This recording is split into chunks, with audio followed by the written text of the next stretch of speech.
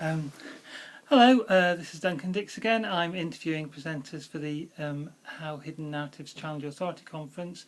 And while I'm here with one of those speakers, if you could introduce yourself, please. Yes, I'm Paul Innes, and I am Head of Department for Literature and Creative Writing. And I'm going to be talking about national poets and a strange little man called William Shakespeare.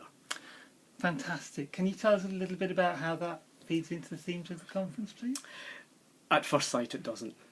However, there's something going on with the way that Shakespeare has been made into national poet in this country. Partly because of the problems associated with the kind of people who would normally get the job.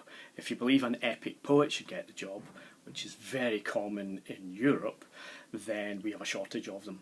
And what I'm looking at is not so much marginalised discourses as figures which have been marginalised despite their stature to make space for Shakespeare. I see. So people like Milton? And, Yeah, okay. Milton and Spenser in particular. Fantastic. That sounds really exactly what we're looking for. Okay, so if you want to know more, you know where to come. Excellent. You've had a little bit of time to look at the rest of the programme. Is there anything that particularly interests you in the rest of the... Nothing outstanding. I want to say all of it. Right. Okay. Sorry. Okay. And if there's one thing you'd like the audience to take away from your own talk, like some pithy...